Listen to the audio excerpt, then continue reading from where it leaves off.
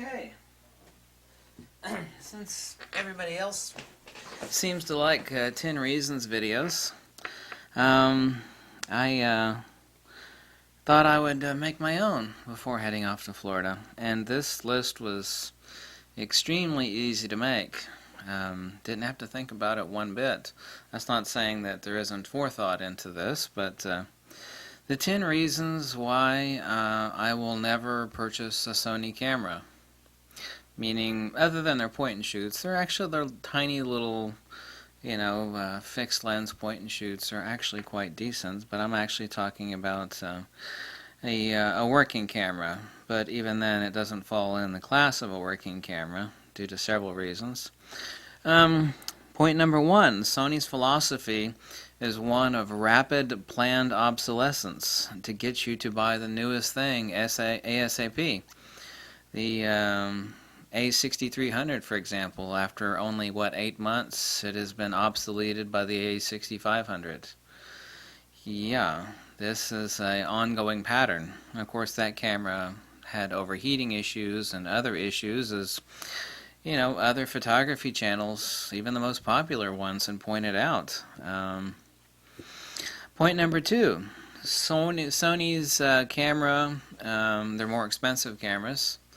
The A7 series, their core appeal is to technologists. I've kind of euphemistically referred to this as button sniffers.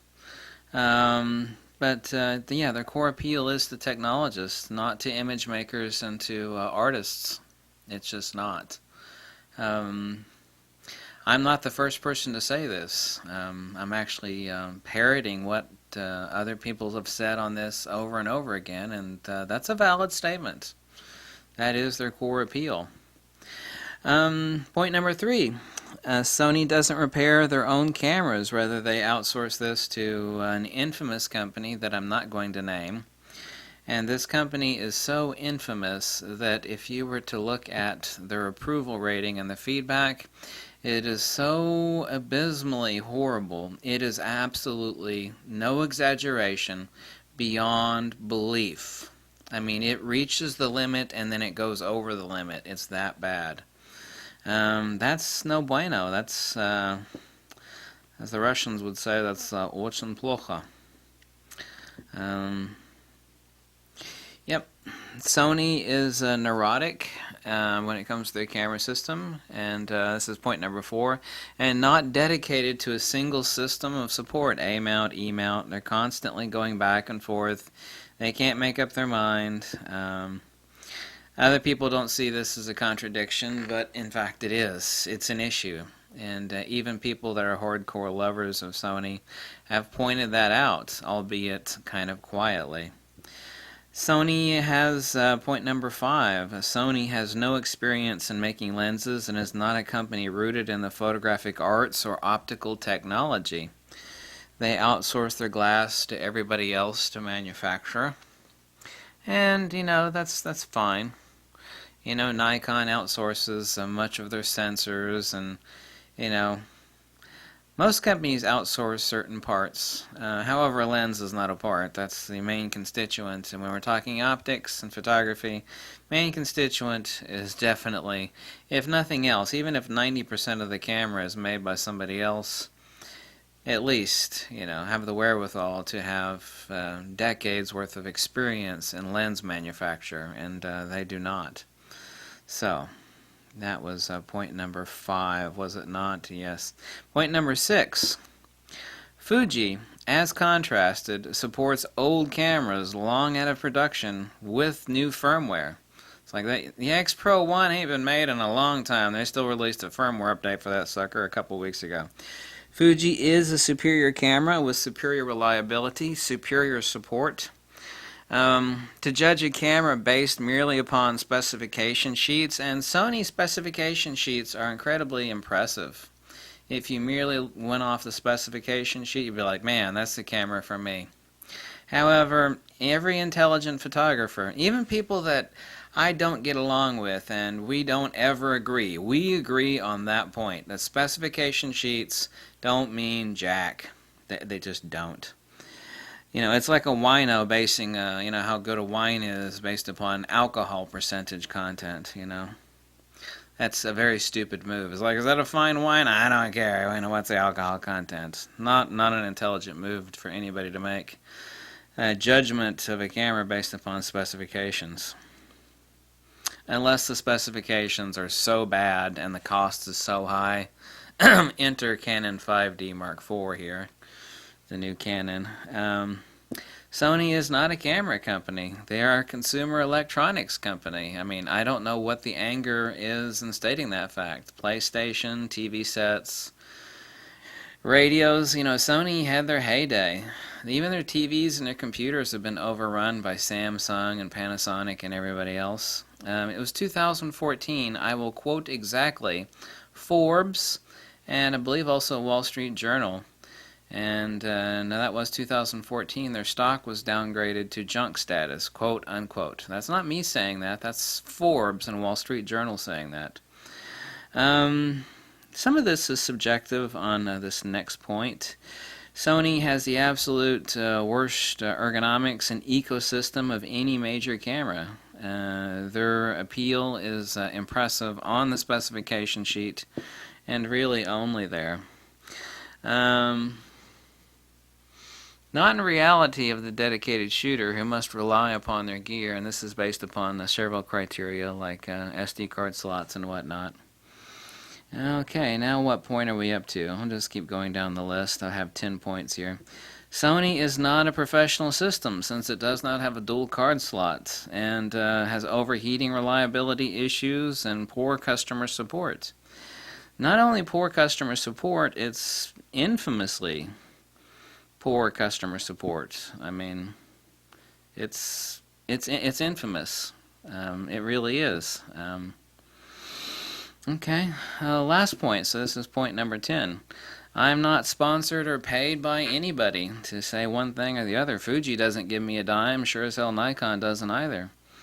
I pay for all my own gear. And, well, you think this statement I'm about to make is very egotistical, and it may be to some degree. I've been repairing cameras for 20 years, including lenses. Been tearing stuff apart since I was a rugrat when, the old man would bring home stuff from the junk bin, literally the dumpster from IBM, like broken crap. You tear it apart, what fun is actually to sit in front of the television set with a screwdriver in one hand and some broken IBM crap in the other and figure out how stuff is made, or like take 5 broken things and build one good one. I've been doing that my whole life, so I know cameras much better than most people as far as, their reliability, their construction, and whether it's going to be a good camera or not. I didn't buy a Fuji because it has anything to do with a damn mirrorless. All the notions, and this should be point number 11, I've said this since day one, all the hype and crap and BS about mirrorless being smaller, it's not smaller. You remove that flappy mirror out of the camera, who gives a damn? Who gives a damn?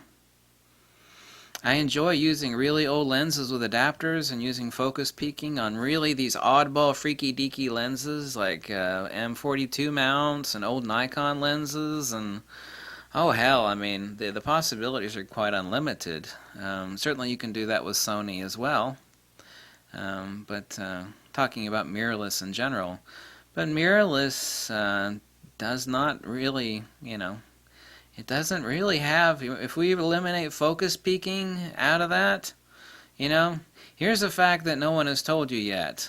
And doesn't matter if it's a Sony or if it's a Fuji. A damn camera can't take a picture. What do you mean? It means that really small, thin camera, whether that be a Sony or a Fuji. We're looking at the bodies here. Let's assume I have a Fuji body and a Sony body. That damn camera can't take a picture. That means you got to attach all this shit onto it. A big-ass lens. Big glass is big glass. It doesn't matter if it's mirrorless or DSLR. That is a damn fact. A big-ass speedlight is a big-ass speedlight. That has nothing to do with mirrorless or DSLR.